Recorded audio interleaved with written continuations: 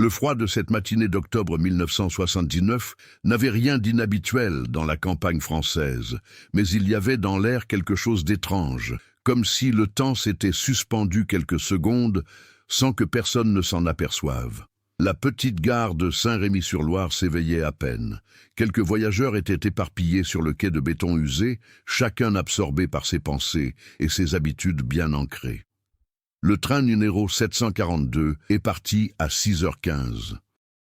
Un trajet banal et sans intérêt particulier, reliant de petites villes à Lyon. Pour la plupart, un simple trajet quotidien.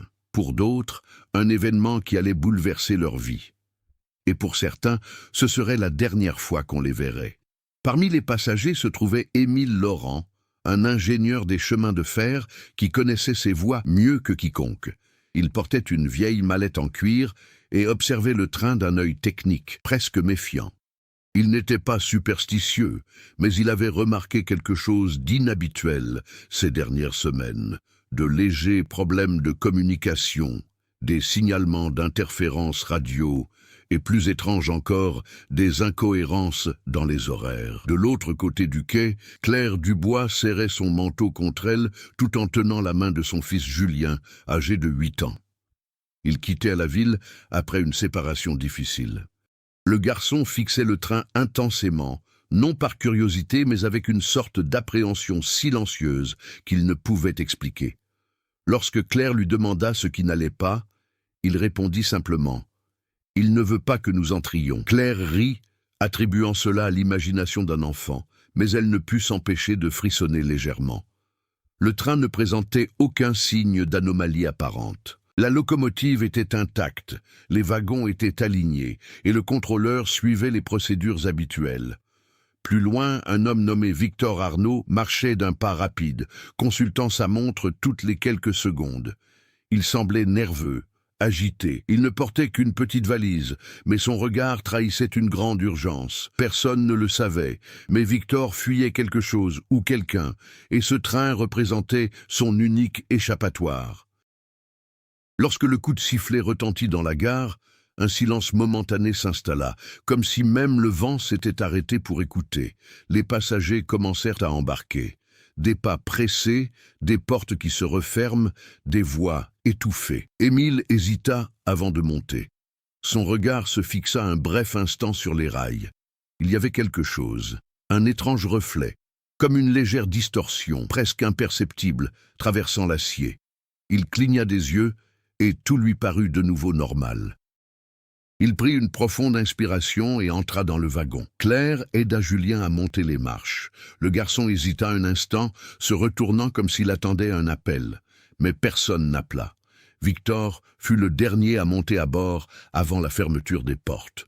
Le train est parti à 6h15 précises. Pendant les premières minutes, tout semblait normal. Le bruit rythmé des roues sur les rails, le doux balancement des wagons, les passagers qui s'installaient, certains lisant le journal, d'autres regardant simplement par la fenêtre le paysage rural qui se dévoilait lentement.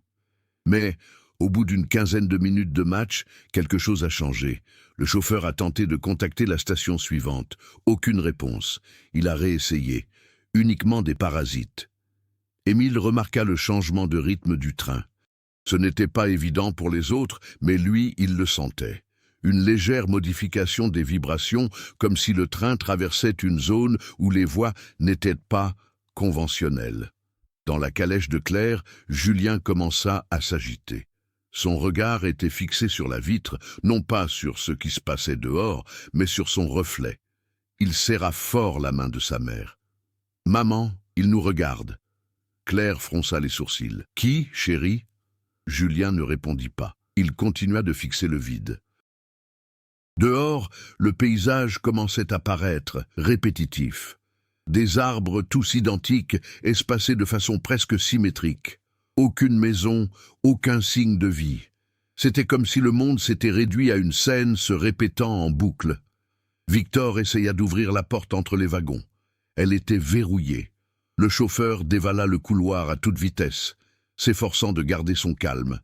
Mais son visage trahissait son émotion. Il arriva auprès d'Émile. « Il y a un problème avec les voies plus loin. Nous ne recevons aucun signal d'aucune station. Émile se leva aussitôt. « Ce n'est pas possible, cette ligne est surveillée en permanence. »« Alors expliquez-nous, » répondit le chauffeur d'une voix plus basse. « Pourquoi nous sommes hors de notre route depuis au moins 10 minutes ?» Un silence pesant s'installa. À ce moment précis, toutes les lumières du train se mirent à clignoter. Une fois, deux, puis l'obscurité fut totale pendant 3 secondes. À leur retour, quelque chose avait changé, très différent. Certains passagers n'occupaient plus les mêmes sièges, et d'autres, ils n'étaient tout simplement plus là. Claire regarda autour d'elle, perplexe. Un homme était assis en face d'elle. Il n'était pas là auparavant. Il la fixait, impassible, sans ciller. Julien s'est mis à pleurer. Victor frappa violemment à la porte. Émile courut vers la fenêtre. Et alors il vit. Les rails devant nous ont disparu. Ils n'étaient pas cassés. Ils n'ont pas été endommagés. Ils cessèrent tout simplement d'exister au bout de quelques mètres, engloutis par une sorte de brouillard épais qui ne semblait pas naturel. Le train ne ralentissait pas. Il n'a fait aucune tentative pour s'arrêter. C'était comme si j'étais tiré, incontrôlable, aucune destination. Et en quelques secondes, le train 742 traversa ce brouillard et disparut complètement, sans laisser de traces, sans aucun signe, sans explication. 33 ans plus tard, en 2012, un contrôleur ferroviaire d'une gare près de Lyon a enregistré quelque chose d'impossible, un signe. Bref, faible, mais indéniable. Le code d'identification du train 742, actif, en mouvement. Le record concernant le train 742 a été enregistré à 3h17 dans un centre de surveillance ferroviaire situé en périphérie de Lyon. L'opérateur de service, Marc Delatour, était habitué aux incidents techniques occasionnels, perte de signal, interférence, relevé en double. Mais cette fois-ci, c'était différent. Le code n'est pas apparu par magie, il a bougé. Pendant environ 8 secondes, le système a indiqué que le train était en mouvement, suivant exactement le trajet qui avait disparu en 1979. Après cela, le signal a de nouveau disparu, comme s'il n'avait jamais existé. Marc a examiné les documents à 3 reprises avant de rédiger son rapport. Il ne voulait pas paraître incompétent et encore moins superstitieux. Pourtant, au moment de soumettre son rapport, il a soigneusement choisi ses mots, évitant toute mention directe de l'historique du train. Mais quelqu'un l'a reconnu. Quelques heures plus tard, l'affaire parvint à la division spéciale d'enquête ferroviaire de Paris. Un petit secteur rarement activé, chargé des incidents non résolus impliquant des disparitions ou des pannes de systèmes inexpliquées. L'agent responsable était Sophie Renaud. Sophie ne croyait pas aux coïncidences.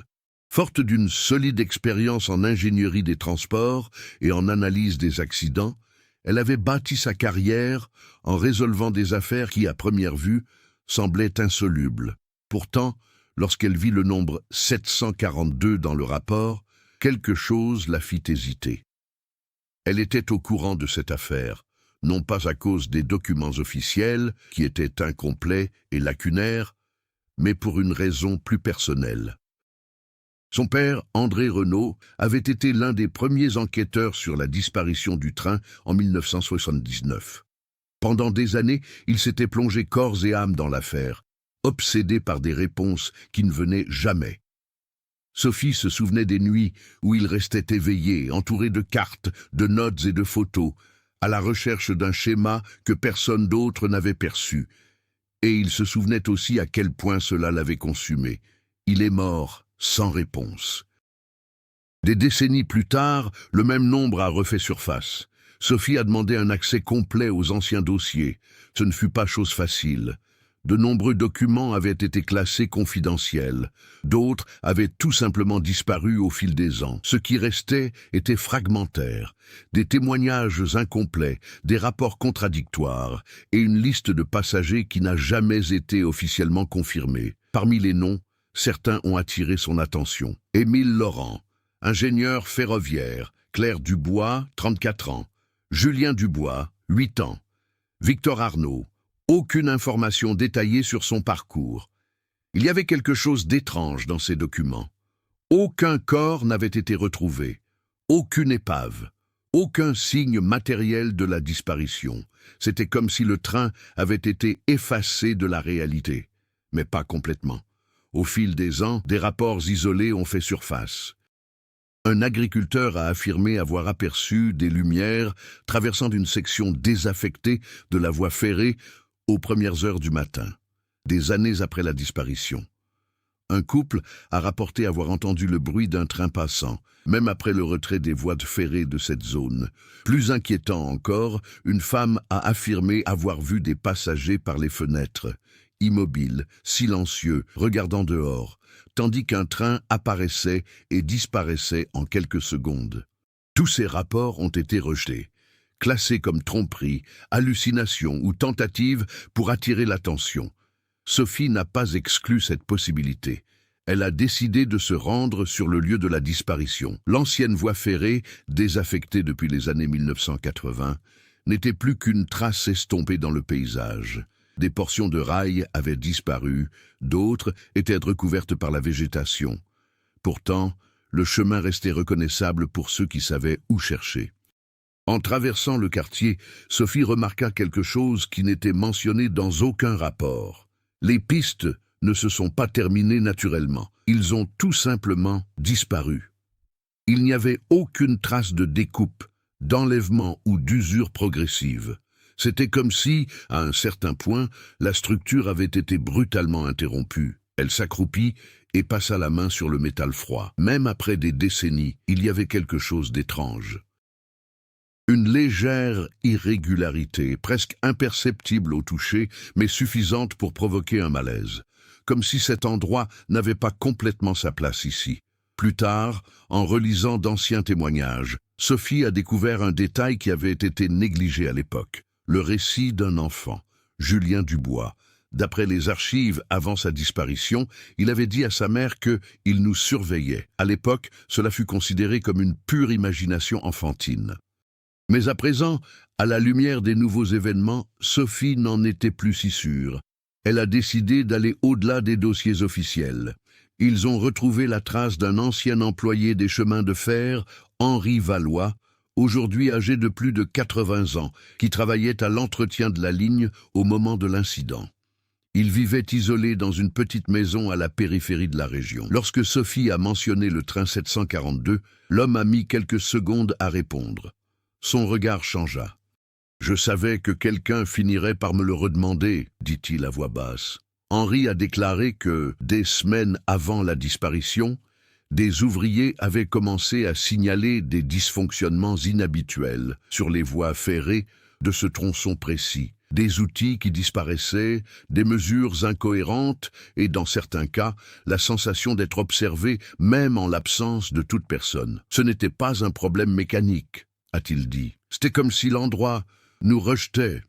Sophie a demandé pourquoi cela n'avait jamais été signalé officiellement. Henri esquissa un faible sourire.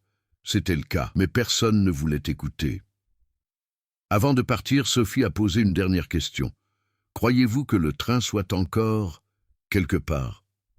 Henri n'a pas répondu immédiatement. Il regarda par la fenêtre. Le silence dura quelques secondes. Je pense, dit-il finalement, qu'il n'est jamais parti. Ce soir-là, de retour à l'hôtel, Sophie a passé en revue le signal capté en 2012. 8 secondes, mouvement constant, sans interférence, sans distorsion, comme si le train fonctionnait parfaitement. Elle a élargi les données de vitesse, et puis il remarqua quelque chose qui le figea tout entier. La vitesse enregistrée, c'était impossible pour ce type de train. Sophie a passé le reste de la nuit à analyser les données techniques du signal enregistré en 2012.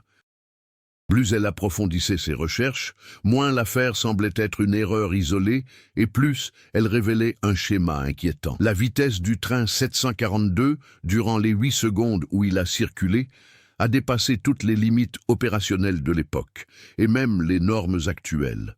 Ce n'était pas seulement une vitesse excessive, c'était aussi une vitesse irrégulière. À certains moments de l'enregistrement, la vitesse semblait doubler sans accélération progressive. À d'autres, elle chutait brusquement puis remontait, comme si le train traversait des conditions physiques différentes en l'espace d'un instant. comme si elles n'étaient pas soumises aux mêmes règles. Sophie décida de recouper ces données avec d'anciens bulletins météorologiques de la région pour le jour de la disparition. Elle découvrit quelque chose d'inhabituel, une anomalie atmosphérique enregistrée par les stations locales. Rien d'alarmant à l'époque, mais suffisant pour provoquer des interférences radio et de légères dérives des instruments de navigation. Ingérence. Exactement ce que le contrôleur du train avait rapporté quelques instants avant la disparition. Déterminée à aller de l'avant, Sophie obtint l'autorisation d'accéder aux archives militaires datant de la même date. Ce ne fut pas chose facile. Certaines informations étaient encore classifiées, mais un détail précis avait échappé au secret absolu. Le matin de la disparition, un radar militaire avait détecté un objet se déplaçant de manière erratique dans la même zone de la voie ferrée. L'objet ne suivait aucune route aérienne conventionnelle. Et pendant quelques secondes, cela coïncidait exactement avec la position du train 742. Sophie se laissa aller en arrière sur sa chaise, essayant d'assimiler l'information. Cela ne correspondait à aucune explication conventionnelle. Pourtant, les données étaient là, enregistrées, ignorées pendant des décennies. Elle avait besoin de plus. Elle retourna sur le site des voies ferrées abandonnées, cette fois-ci équipée d'instruments de mesure plus précis, capteurs magnétiques, enregistreurs de fréquences, caméras thermiques. Elle ne savait pas exactement ce qu'elle cherchait, mais elle savait que quelque chose s'y trouvait, et il l'a trouvé. Peu après la disparition soudaine des traces, leur matériel a commencé à présenter de légers dysfonctionnements. L'enregistreur captait des bruits intermittents.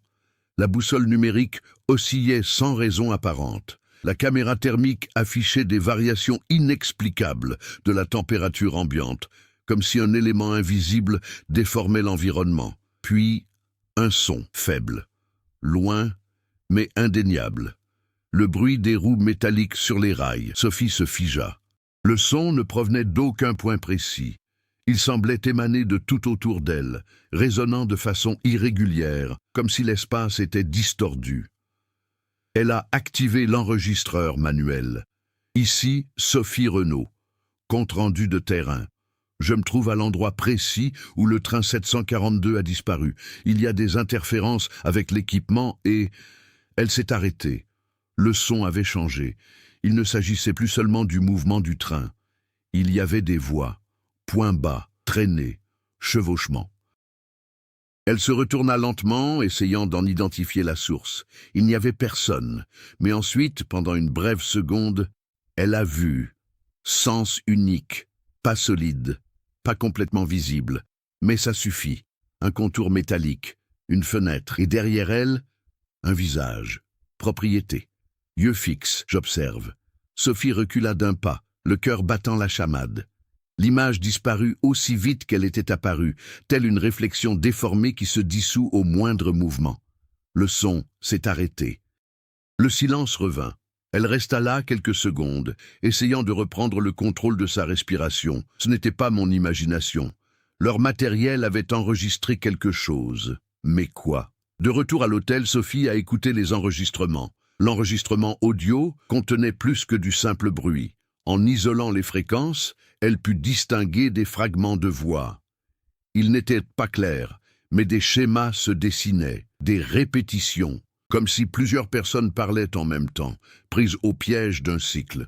Au milieu de ces distorsions, une phrase a commencé à se démarquer, répétée, chuchotée, quasi inaudible. « Nous ne nous arrêtons pas ». Sophie s'est figée en entendant cela.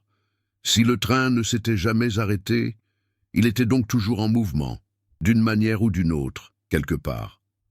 Mais ce qui la perturba le plus arriva peu après. En visionnant la vidéo capturée par la caméra thermique, image par image, elle a trouvé une image spécifique. L'image montrait clairement la silhouette d'un wagon de train. Et aux fenêtres, chiffres, arrêts, alignés, regardant directement vers l'extérieur. Je la surveille. Parmi ces figures, une en particulier a retenu son attention.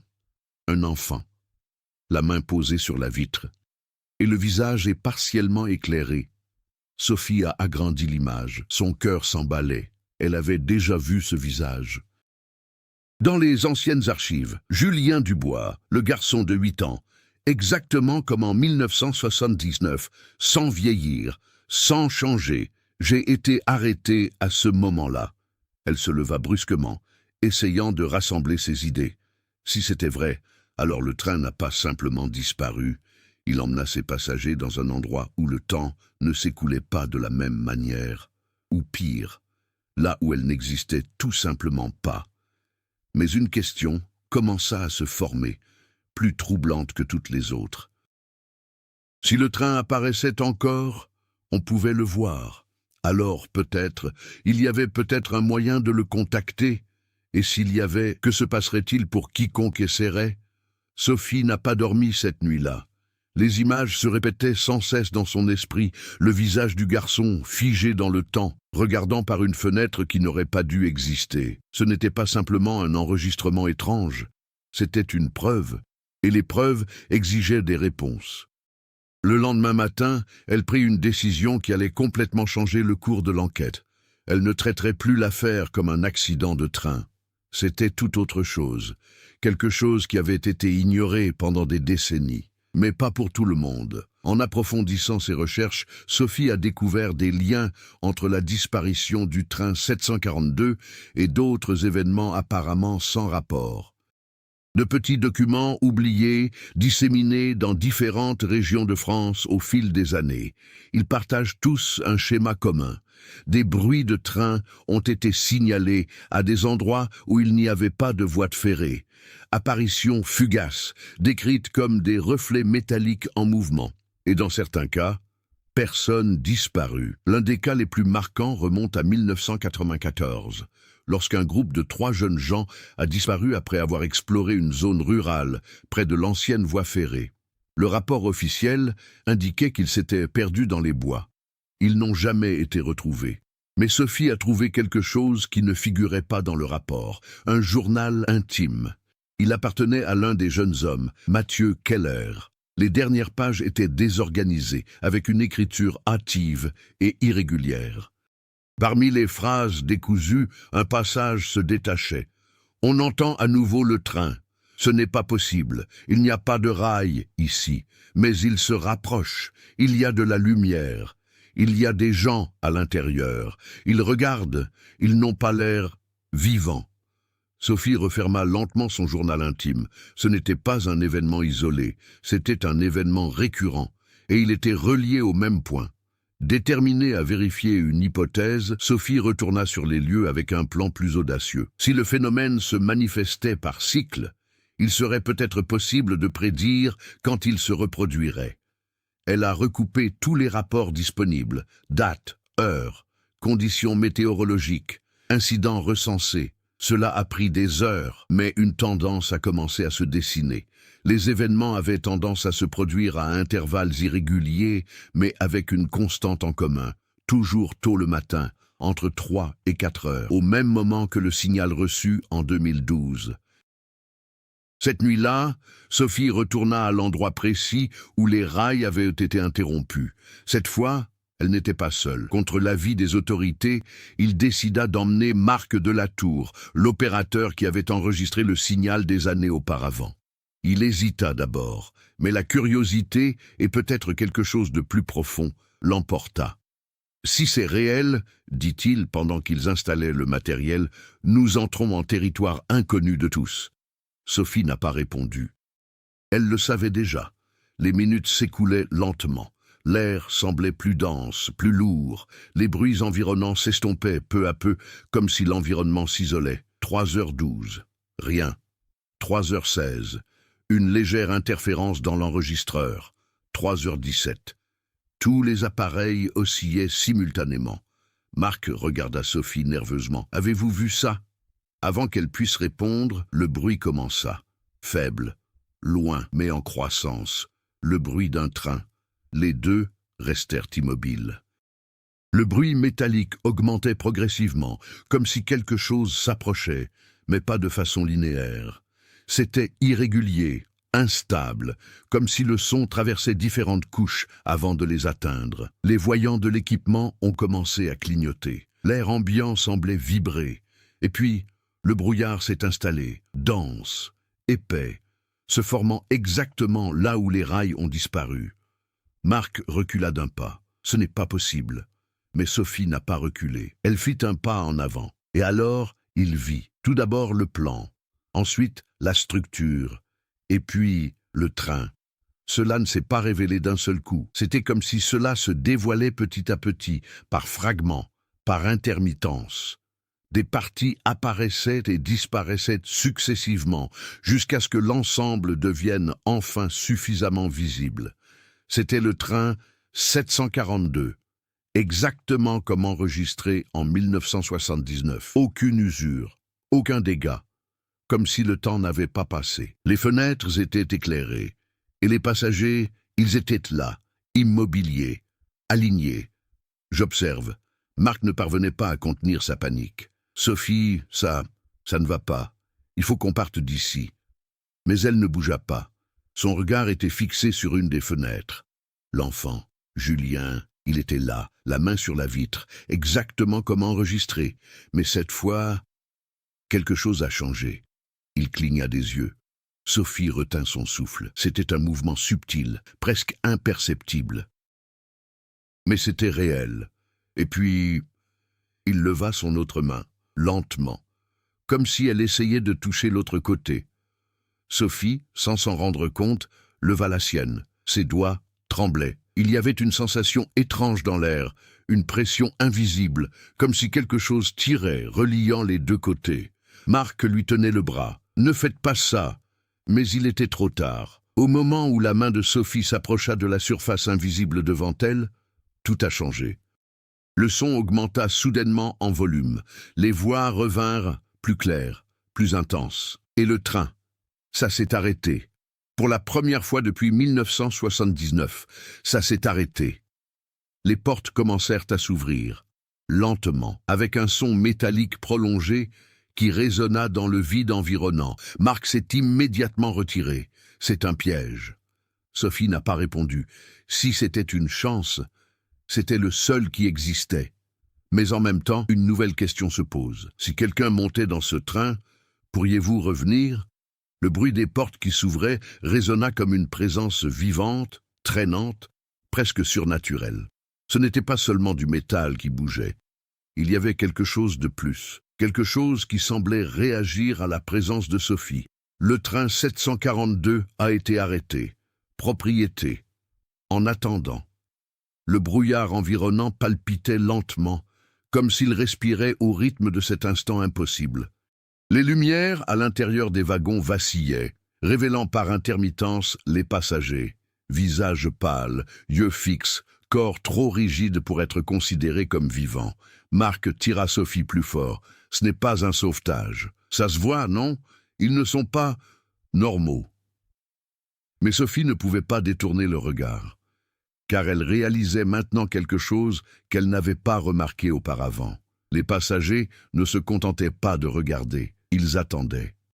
Comme si ce moment s'était déjà produit, comme s'ils savaient. Un son aigu a retenti dans l'air, une fréquence qui ne semblait provenir d'aucun endroit précis, mais qui lui a fait vibrer les oreilles. Sophie porta la main à sa tête, essayant de rester concentrée. Et puis, une voix, contrairement aux autres. Clara, suivant, vous avez mis trop de temps. Sophie se figea. La voix ne provenait pas de l'environnement. Cela venait de l'intérieur du train. Plus précisément, depuis le wagon central. Elle fit un pas en avant. Marc tenta de l'arrêter, mais il hésita. Quelque chose le paralysait à cet instant. Une peur qui n'était pas seulement rationnelle, mais instinctive. « Sophie, si tu y vas ?» Elle l'interrompit sans se retourner. « Si je ne m'implique pas, personne ne comprendra jamais cela. » Elle se mit à marcher.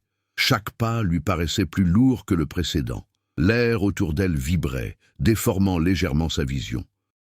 Pendant une seconde, elle eut l'impression que le sol sous ses pieds n'était plus le même, comme si l'on franchissait une frontière invisible. Arrivée devant la porte ouverte, Sophie hésita. À l'intérieur, le wagon semblait intact, faire le ménage, organisé, comme figé au moment précis du départ, mais quelque chose clochait. Tout à fait faux. Aucun des passagers ne bougeait. Aucun son ne provenait de l'intérieur. C'était un silence absolu. Et puis, elle est entrée. Dès qu'il franchit le seuil, tout autour de lui sembla se stabiliser, mais d'une manière troublante, comme si le chaos s'était désormais déplacé vers l'extérieur. Marc a crié « Sophie !» Mais sa voix semblait lointaine, étouffée, comme si elle s'éloignait. Sophie se retourna brusquement. La porte était encore ouverte, mais Marc n'était plus là. Dehors, il n'y avait que du brouillard. Elle recula d'un pas, essayant de partir. La porte se ferma, brusquement. Le son résonna dans le wagon comme un coup de grâce, et puis le train s'est remis en marche, sans prévenir. Pas de transition. Sophie perdit l'équilibre et s'agrippa à un siège. Son mouvement était totalement illogique, ni linéaire, ni constant. C'était comme si le train glissait entre des directions inexistantes. Les passagers ont commencé à réagir, lentement, comme s'ils se réveillaient d'un état de profonde torpeur. Les têtes se tournèrent, les yeux ont bougé, et un par un, ils la regardèrent. Sophie recula. Mon cœur battait la chamade. Ça ne peut pas être réel. Une femme devant elle, Claire Dubois, cligna des yeux à plusieurs reprises, comme pour tenter de se concentrer. Ses lèvres tremblèrent avant qu'elle ne parvienne enfin à articuler quelques mots. « Tu ne devrais pas être ici. » Sa voix était faible, comme si elle venait de très loin. Sophie tenta de répondre, mais fut interrompue par un autre bruit. Mesure. Venant de l'arrière du wagon, planche, précis, et puis il apparut, Émile Laurent, exactement comme sur les photos de 1979, pas de vieillissement, sans aucune modification. Mais son regard, c'était différent, plus profond, plus conscient. « Enfin, dit-il. » Sophie déglutit difficilement. « Savez-vous ce qui se passe ici ?» Émile inclina légèrement la tête, comme pour évaluer quelque chose qu'elle ne comprenait pas encore. « Nous n'avons pas disparu, a-t-il répondu. Nous avons été déplacés. Oh, où aller ? Il n'a pas répondu immédiatement. Il s'est rapproché, jusqu'à un point où le temps s'arrête, où tout continue à se répéter. Sophie sentit un frisson la parcourir.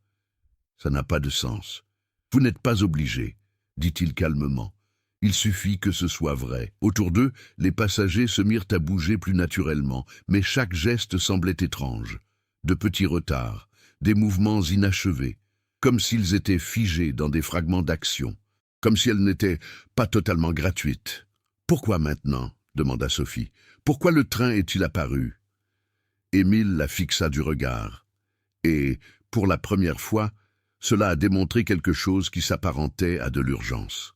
« Parce que vous avez ouvert la porte. » Le silence qui suivit fut pesant, denso. « Cela ne s'était jamais produit auparavant, » poursuivit-il. Le train ne s'arrêtait jamais. Il ne laissait personne monter ni descendre. Sophie a ressenti l'impact de ces mots. « Alors, je peux partir ?» Émile ne répondit pas immédiatement. Il regarda autour de lui. Puis il est retourné vers elle. « Peut-être ?» Le mot résonna de façon inquiétante. « Peut-être ?» Ici, chaque changement a un coût. À ce moment-là, Julien apparut à leur côté. Le garçon tenait la main de Claire, mais ses yeux étaient fixés sur Sophie. « Êtes-vous venu nous sortir d'ici ?» Sophie hésita, car, pour la première fois depuis le début, elle n'en était pas sûre. Et puis le train fit quelque chose qu'il n'avait jamais fait auparavant. Il a ralenti, progressivement, jusqu'à ce que cela cesse complètement. Mais cette fois, il n'y avait pas de brouillard dehors. Il y avait pire, au même endroit où Sophie se trouvait auparavant, au même endroit où les voies ferrées ont été interrompues, mais vides, sans marque, aucun équipement, sans aucune trace de passage. Émile regarda par la fenêtre, et son expression changea pour la première fois. « Cela ne devrait pas arriver. » Sophie s'approcha lentement. « Quoi ?» Il répondit sans détourner le regard. Le point d'origine n'est plus synchronisé. Le silence revint.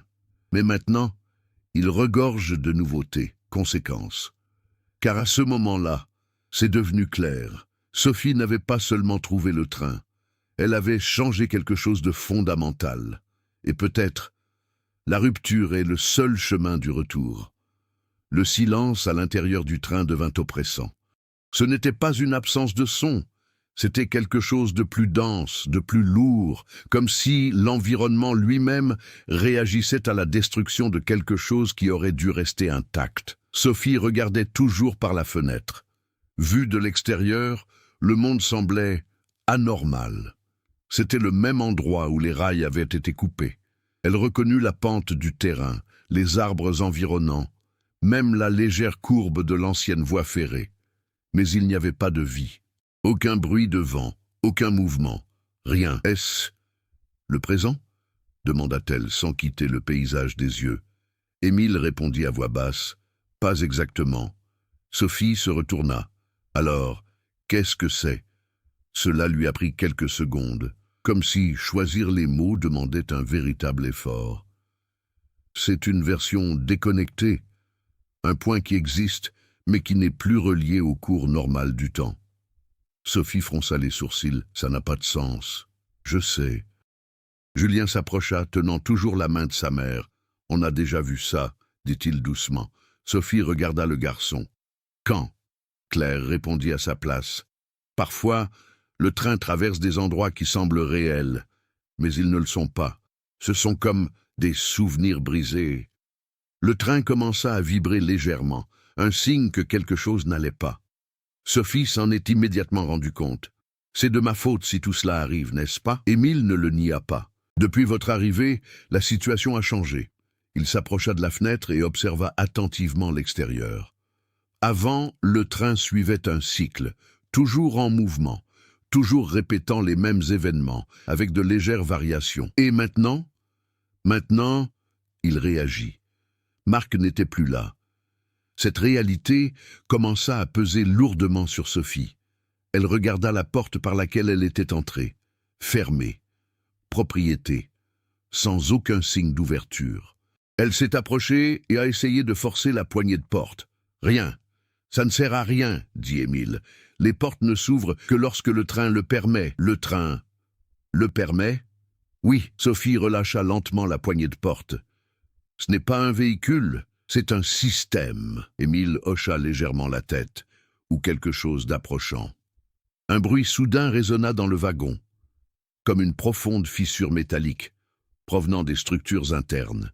Les lumières vacillaient, et pendant un bref instant, tout a gelé, littéralement. Les passagers se sont arrêtés en plein mouvement. Julien resta immobile, Claire aussi, jusqu'à Émile. Sophie était la seule à continuer d'avancer. Son cœur s'emballait. Ce qui se passe? Personne n'a répondu, parce que personne ne le pouvait. Elle regarda autour d'elle, confuse, jusqu'à ce qu'elle remarque quelque chose d'encore plus inquiétant. Dehors, il y avait du mouvement. Chiffres, plusieurs, à l'approche du train. Sophie s'approcha lentement de la fenêtre, et alors il vit. C'étaient des personnes, ou quelque chose de similaire aux personnes, mais elles n'étaient pas complètes. Leur corps paraissait déformé, fragmenté, comme si des parties étaient déplacées, désalignées par rapport au reste. Leurs mouvements étaient erratiques, presque saccadés, comme s'ils étaient reproduits avec des imperfections. Et le pire, tout le monde regardait le train, exactement comme les passagers l'ont vu de l'intérieur. Sophie recula. Non, ce n'est pas possible. Les silhouettes se rapprochaient, lentement, synchronisées, comme s'ils savaient exactement où se trouvait le train. Puis, le temps a reculé. Tout à coup, les passagers se remirent en mouvement, le son est revenu. Et Émile serra fermement le bras de Sophie. Il ne devrait pas voir le train. « Qui sont-ils » demanda Sophie, la voix tremblante. Émile répondit avec un regard qui exprimait désormais une peur véritable. Ceux qui sont restés piégés à l'extérieur. Sophie sentit son estomac se nouer. « Vous voulez dire que d'autres personnes ont disparu ?» « Oui. Et c'est comme ça qu'ils sont restés ?»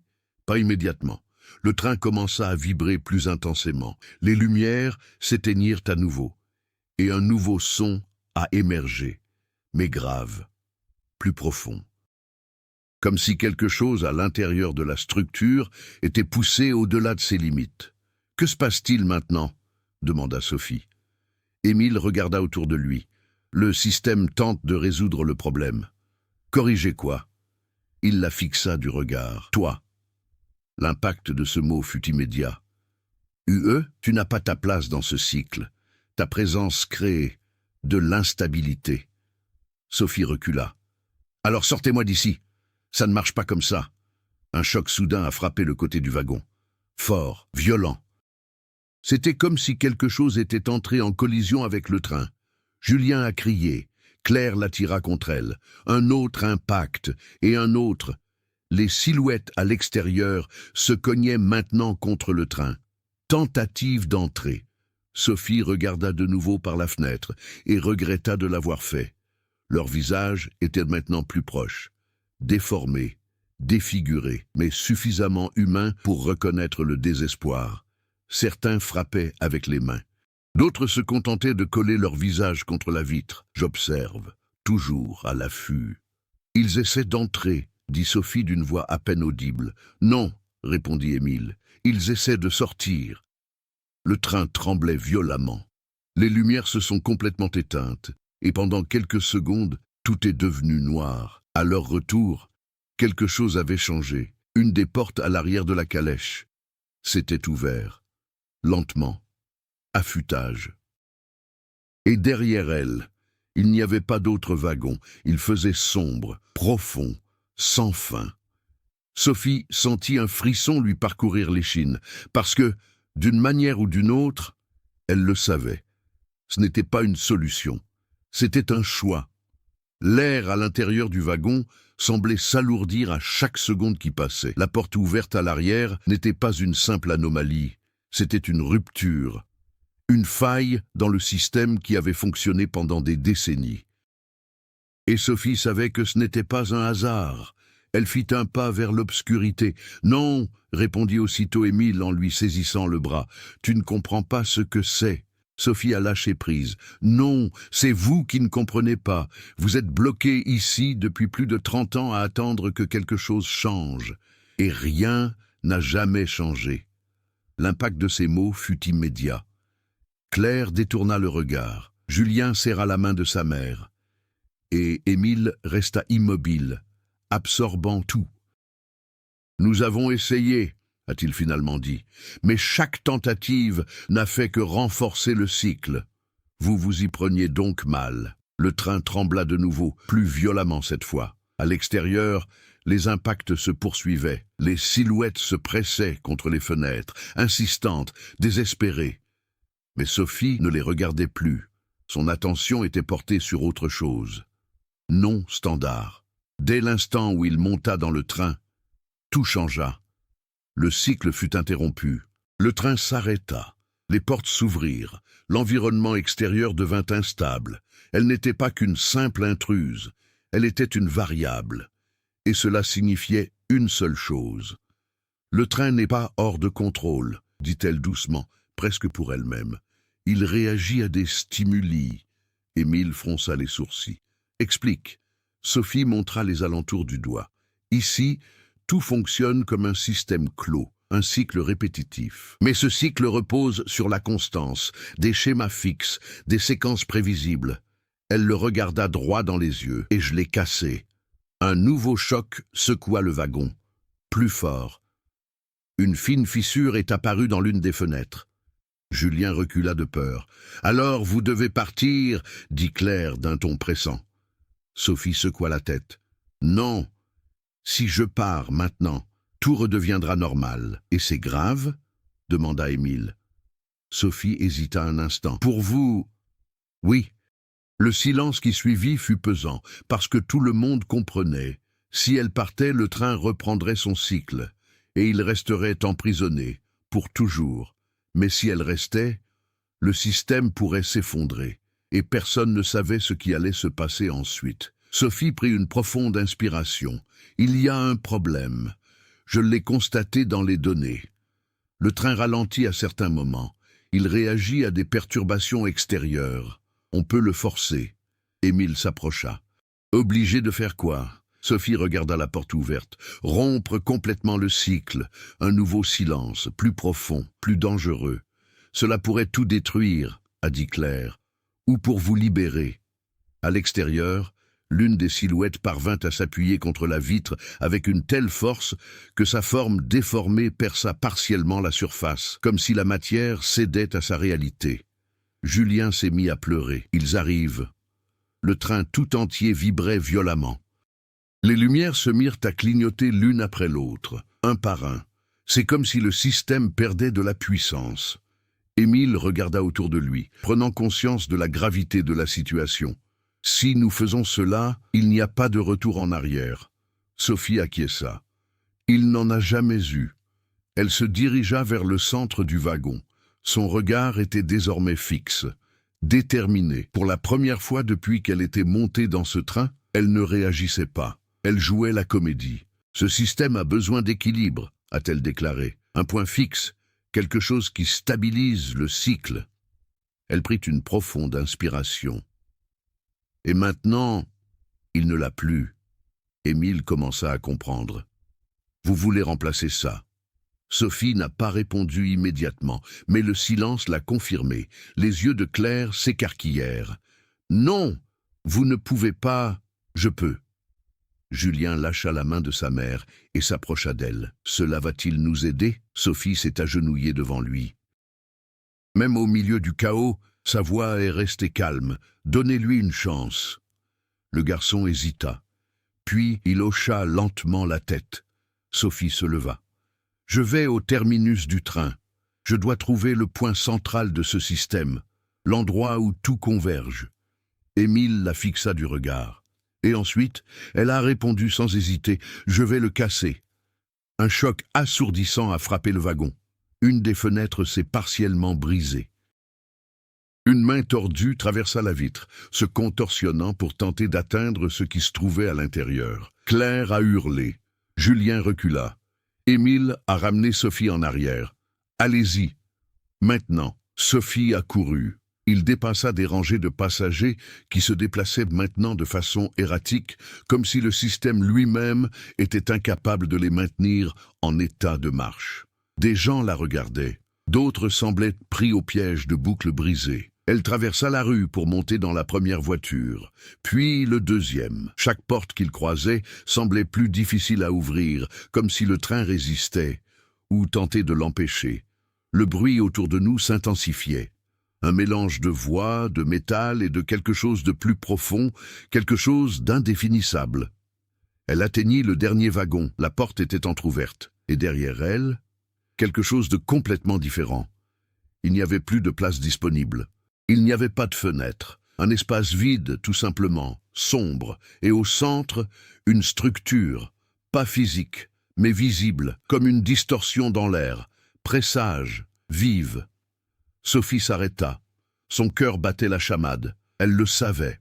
C'était le cœur du problème, le point où tout reposait, et aussi le point qui pourrait tout détruire. Derrière elle, le train commença à se désintégrer. Les sons sont devenus chaotiques. Les structures vibraient au-delà de leurs limites. Elle fit un pas en avant, et il tendit la main, sans hésitation, car désormais il n'y avait plus aucun doute. Il n'y avait plus de peur, une seule décision. Dès que les doigts de Sophie effleurèrent la surface de ce qui palpitait au centre du dernier wagon, le monde autour d'elle réagit immédiatement. Il n'y a pas eu d'explosion. Il n'y a eu aucun son initial. Il y eut du silence. Un silence absolu, assourdissant, comme si toute réalité s'était suspendue un bref instant. Et puis, tout est revenu. Tout à coup, le train tout entier fut secoué de convulsions. Les murs vibraient comme s'ils étaient faits d'une matière vivante, réagissant à sa présence. La structure centrale, cette distorsion pulsante, commença à se déformer, comme pour s'adapter, résister ou la repousser. Sophie sentit une pression intense lui remonter le long du bras, comme si quelque chose essayait de la repousser. Ses muscles se contractèrent, mais elle ne recula pas. « Pas maintenant !» murmura-t-il en se pressant encore plus fort contre elle. Des images commencèrent à envahir son esprit, rapides, déconnectées, mais claires. Le train part en 1979. Embarquement des passagers. Julien regarde par la fenêtre. Émile observe les pistes. Claire tenant la main de son fils. Et puis, le brouillard. Mais cette fois, Sophie a vu au-delà des apparences. Il a vu le moment où le train a franchi la frontière. Ce n'était pas un accident, ce n'était pas aléatoire. À ce moment-là, quelque chose a réagi au train, comme un reflet, comme un miroir, et il le captura. De retour au présent, où quel qu'il fût, Sophie réalisa quelque chose de crucial. Ce système n'était pas une prison intentionnelle. C'était une erreur qui se perpétuait, un cycle qui tente de se stabiliser, mais en échec. « Je comprends », dit-elle avec difficulté. La structure a réagi plus intensément, comme s'il s'en rendait compte, comme s'il ne voulait pas être compris. « Tu ne continues pas comme ça, poursuivit-elle en forçant les mots. Tu ne fais que répéter. » Tout le train a répondu. Une forte détonation résonna dans les wagons. Au loin, Sophie entendit des cris. Claire, Julien, Émile. La connexion affectait tout. Elle devait agir vite. De l'autre côté du train, la situation empirait. Les fenêtres ont commencé à céder. Les silhouettes extérieures se dessinaient partiellement à l'intérieur, leurs formes déformées, rampant sur le verre, comme si la séparation entre les deux côtés disparaissait. Émile entraîna Claire et Julien. « Elle force le système !» cria Claire. « C'est la seule chance !» répondit-il. Julien regarda autour de lui, effrayé, mais il y avait quelque chose de différent dans son expression maintenant, compréhension. « Le train a peur !» dit-il doucement. Émile le regarda. « Peur ? Oui ?» Julien plissa les yeux comme s'il essayait d'entendre quelque chose que les autres ne pouvaient pas. Il ne veut pas que ça se termine. Au fond de lui, Sophie ressentait exactement la même chose. Résistance, pas comme une machine, mais comme quelque chose qui existait, que je voulais continuer. La structure pulsait maintenant plus rapidement, plus fort, comme un cœur qui bat de façon irrégulière. Et puis, quelque chose a changé. La distorsion a commencé à se fissurer. De petites fissures sont apparues autour du noyau, comme des craquelures dans du verre sous pression. Sophie s'en est immédiatement rendue compte. Et maintenant, mais il y avait un problème. Chaque fissure apparue dans le noyau. Cela se reflétait sur le train. Dans le premier wagon, le plancher a commencé à se fissurer. Dans le deuxième, les lumières ont explosé. Dans le troisième épisode, les passagers ont commencé à disparaître partiellement, comme s'ils étaient effacés en même temps que le système. Claire serra Julien fort dans ses bras. « Ça nous tue. » Émile regarda autour de lui. Il a compris. « Non, » dit-il doucement. « Ça défait tout. » Sophie écouta, et il hésita, pendant une seconde. « Si vous détruisiez complètement le noyau, que leur arriverait-il? Seront-ils libérés ou ont-ils été supprimés en même temps que le système? » Le doute a failli la faire reculer, presque. Mais ensuite, elle se souvenait, du point de vue de Julien, des décennies perdues, du cycle sans fin, et il a pris une décision. Il vaut mieux mourir que de n'avoir jamais vraiment existé. Elle avança. Il enfonça complètement sa main dans la structure. Le noyau a réagi violemment. Un bruit assourdissant a déchiré le train. Les fissures se sont élargies, plus rapides, plus profonds. Le système s'effondrait. Dans le wagon principal, Émile regarda Claire. « Tenez-le !» Claire serra Julien fort dans ses bras. « Que va-t-il se passer ?» Émile répondit sans détourner le regard. « Je ne sais pas. » Le train commença à se déformer. Les murs s'effondrèrent en fragments de lumière et d'ombre. Les fenêtres ont disparu. Et l'extérieur, il s'approchait. Pas en tant qu'espace physique, mais en tant que présence, comme si tout était attiré vers un seul point. De retour au cœur du centre, Sophie hurlait maintenant, non pas par peur, mais cela demande des efforts. Elle sentait quelque chose qui résistait de l'intérieur. Quelque chose tente de maintenir le système actif. Mais il était trop tard. Les fissures s'étaient transformées en véritables crevasses.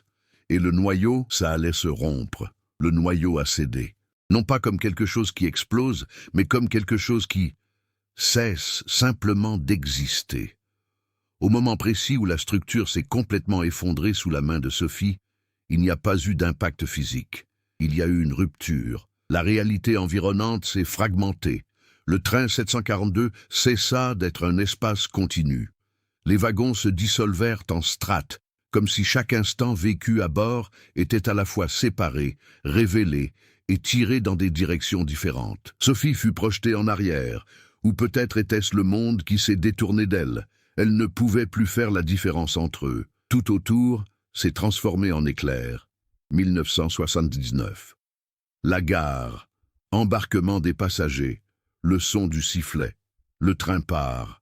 Et puis, tous ces moments qui se répètent, chevauchement, des centaines, des milliers, comme si le temps emprisonné là se libérait d'un seul coup. Sophie essaya de se lever, mais il n'y avait pas de sol. Il n'y avait aucune direction, juste du mouvement et des voix. C'est différent maintenant, plus de prisonniers, plus de répétitions, mais gratuit. Elle vit Émile, pas comme avant, mais le vieillissement en quelques secondes, des décennies qui passent en un instant. Il la regarda et, pour la première fois, sourit, un sourire authentique, en apesanteur, pas de répétition. Puis il a disparu. Claire est apparue peu après, Julien dans les bras. Les deux s'étreignirent. Le garçon n'était plus fixé sur ce regard insistant. Il semblait vivant, en vérité. Claire regarda Sophie. « J'ai les larmes aux yeux. Merci. » Et puis, eux aussi ont disparu. Sophie tendit instinctivement la main. « Attendez !» Mais il ne restait plus rien à quoi se raccrocher. Les images continuaient, passagers, moments, des fragments de vie interrompus. Ils sont actuellement libérés, défaits, ou peut-être restaurés. Mais pendant que tout cela se passait, il restait encore quelque chose. Sophie le sentit. Une résistance, différent du noyau, plus vieux. Elle regarda autour d'elle, ou du moins essaya, et puis il a compris. Elle n'allait pas être libérée. Tandis que tous les autres fragments ont disparu, elle est restée, seule, suspendue. « Non », murmura-t-il. La compréhension est venue lentement, lourd, inévitable. Elle ne faisait pas partie du cycle original. Ce n'était pas un élément qui nécessitait d'être corrigé. Elle était l'élément perturbateur, la cause de la panne. Et maintenant, le système avait besoin d'un nouveau point de terminaison. Un nouvel équilibre. L'espace environnant commença à se réorganiser, pas comme avant, mais dans quelque chose de nouveau, plus stable, plus calme, plus vide. Sophie sentit de nouveau le sol sous ses pieds, ou quelque chose de similaire au sol. Le mouvement s'est arrêté, le chaos a disparu, et le silence revint. Mais maintenant, c'était définitif. Elle était debout, seule, il n'y avait pas de train. Il n'y avait pas de passagers, il n'y avait pas de traces. Un espace indéfini, enveloppé d'une légère brume qui semblait se déplacer lentement autour d'elle. Elle prit une profonde inspiration. L'air était froid, réel, mais l'ambiance ne l'était pas.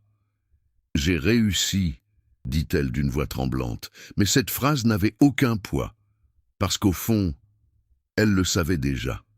Elle regarda ses mains, ils étaient encore là. C'était toujours elle, mais quelque chose avait changé. Elle fit un pas en avant. L'espace a répondu, pas en tant que lieu, mais dans le prolongement de, comme si elle n'était pas à l'intérieur de lui, mais liée à lui. Un son lointain résonna, très faible, plus axé sur la famille, le bruit des rails de train. Sophie ferma les yeux une seconde, et quand il a ouvert, il a vu, au loin, se formant lentement dans la brume, le contour d'un train, différent, mais en même temps, pareil. Aucun passager n'était en vue, il n'y avait aucun mouvement, encore. Mais elle était là, en attendant. Sophie ressentit le poids de la compréhension finale. Ce n'était pas seulement une libération, il s'agissait d'un remplacement. Le système n'a pas été détruit, il a été redémarré, et maintenant, elle en faisait partie. Le son s'est amplifié, des lumières commencèrent à apparaître à l'intérieur du nouveau train, et, un par un, les fenêtres s'illuminèrent. Vide, pour l'instant. Sophie n'a pas reculé, il n'y avait nulle part où aller. Elle s'est contentée d'observer, alors que le train se mettait en marche, lentement, silencieusement, entré dans un nouveau cycle, et emportant avec lui la seule personne qui se souvenait de tout. Des années ont passé, ou du moins, quelque chose d'équivalent en années. Pour les observateurs extérieurs, à l'époque où l'on observait encore, le monde continuait de suivre son cours normal. Des gares étaient rénovées, des lignes ferroviaires désaffectées, de nouvelles technologies faisaient leur apparition. La disparition du train 742 demeurait un vieux mystère parmi d'autres, peu à peu oublié avec le temps. Mais parfois, des rapports ont encore été publiés, rares, incompatibles, mais impossibles à ignorer complètement. Des gens qui juraient avoir vu un train là où il n'y avait pas de rails. Des automobilistes ont signalé avoir vu des lumières traverser des routes désertes tôt le matin. Et, dans des cas plus inquiétants, des témoins ont affirmé avoir vu quelqu'un aux fenêtres. Une seule personne. Toujours pareil. Arrêt. J'observe. Sophie. Mais au sein de ce nouveau cycle, le temps n'était plus linéaire. Cela n'existait pas de la même manière. Pour Sophie, il n'y avait ni jour ni nuit. Il n'y avait ni passé ni futur. Il n'y avait que de la répétition, avec des variations. Le nouveau train n'était pas identique au précédent. Il était plus calme, plus stable, mais aussi plus conscient. Et Sophie l'a senti. Elle n'était pas seulement prisonnière à l'intérieur de lui. Elle en faisait partie, connectée, intégrée. L'espace qui l'entourait réagissait à sa présence, à ses intentions, voire à ses pensées, mais jamais complètement sous son contrôle. C'était comme essayer de contrôler quelque chose qui avait sa propre volonté. Lors des premiers cycles, elle a essayé de résister, il a tenté d'arrêter le mouvement, il a de nouveau tenté de rompre le schéma. Mais rien n'a fonctionné, le système avait appris, adapté. Désormais, toute tentative de perturbation était absorbée, neutralisée avant même de prendre forme. Puis elle a changé, pas immédiatement, mais progressivement. Sophie commença à observer, essayons de comprendre, accepter. Le train ne suivait plus le même itinéraire fixe qu'auparavant. Il est apparu à différents endroits, différents moments, toujours en marge de la réalité. Il y avait toujours quelque chose qui ne collait pas, et à chaque apparition, il y avait une régularité, un choix. Tout le monde ne pouvait pas voir le train, tout le monde n'écoutait pas. Mais certains, ils ont compris, et c'étaient les seuls qui comptaient. Sophie commença à remarquer qui ils étaient. Des personnes en proie à des moments de rupture, décisions cruciales. Des situations où le temps semblait se briser un instant. C'est à ces moments-là que le train apparaissait. Et parfois, ça s'est arrêté. Les portes s'ouvrirent, et quelqu'un entrait, pas toujours par choix conscient, parfois par curiosité, d'autres par désespoir, mais toujours par connexion.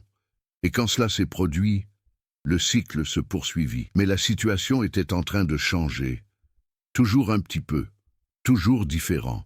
Sophie observait chaque nouveau passager. J'essayais de comprendre, j'essayais de trouver un schéma qui puisse l'expliquer, mais il y avait une chose à laquelle elle ne pouvait toujours pas répondre. Pourquoi elle? Pourquoi est-ce celle qui est restée? La réponse n'est jamais parvenue dans son intégralité. Mais au fil du temps, elle a commencé à élaborer une théorie. Il ne s'agissait pas de savoir qui était admis. Il s'agissait de savoir qui avait brisé le système. Elle n'a pas été choisie, elle a choisi. Elle était la seule à ne pas avoir reculé, le seul à avoir franchi la ligne, en sachant qu'il n'y aurait peut-être pas de retour en arrière. Et le système, j'en avais besoin, de la part de quelqu'un qui n'a pas simplement réagi, mais il devrait agir. Désormais, le train n'était plus un problème, c'était un mécanisme, un point hors du temps qui a émergé lorsqu'il a fallu changer quelque chose. Mais cela ne leur a pas rendu l'existence plus facile, car malgré tout, Sophie s'en souvenait encore. Tout, de chaque visage, à chaque instant, du monde réel. Et ce souvenir, c'est ce qui m'a le plus fait mal. Dans l'un des cycles, quelque chose de différent s'est produit. Le train s'est arrêté en gare, réel, fonctionnel, plein de monde. C'était l'aube. Presque vide, mais quand même, réel. Sophie s'est dirigée vers la fenêtre. Il a observé. Des gens normaux, ils vivent leur vie, sans le savoir, sans s'en rendre compte. Et puis, elle a vu quelqu'un, sur le quai, l'a regardé droit dans les yeux. Je n'ai pas peur, non pas avec confusion, mais avec reconnaissance. C'était un homme, environ 40 ans. Il n'a pas bougé. Il est resté là, tout simplement. J'observe. Comme s'il le savait. Sophie s'est rapprochée de la vitre. Un instant, elle y croyait. Il pensait que il y avait peut-être une issue pour se briser à nouveau. Mais les portes du train ne s'ouvrirent pas. Pas cette fois. Il est tout simplement parti. Laisser l'homme derrière soi. Mais pas avant d'avoir fait un pas en avant. Et lentement, lever la main. Exactement comme Julien l'avait fait, il y a des décennies. Sophie se figea, car dans ce geste, elle a été témoin du début de tout cela, encore, et il comprit. Le cycle n'était pas une prison, c'était une invitation, et il y aurait toujours quelqu'un prêt à l'accepter. Octobre 2023. Une caméra de sécurité d'une petite gare rurale française a enregistré quelque chose d'inhabituel à 3h17 du matin. Pendant quelques secondes seulement, un train est apparu sur le quai. Aucune arrivée enregistrée, aucune identification dans les systèmes. Propriété. Silencieux. Les images montraient des lumières allumées et une silhouette solitaire se tenant à la fenêtre. J'observe. Avant que le moindre employé puisse réagir, le train a tout simplement disparu. Je suis là, sans laisser de traces. Quelques jours plus tard, la vidéo a commencé à circuler sur Internet. Des milliers de personnes ont regardé. Certains doutaient, d'autres l'ont ignoré, mais peu, ils ont remarqué un détail. Sur le quai, reflété dans la vitre du wagon, quelqu'un regardait en arrière. Et vous, auriez-vous le courage d'y aller ?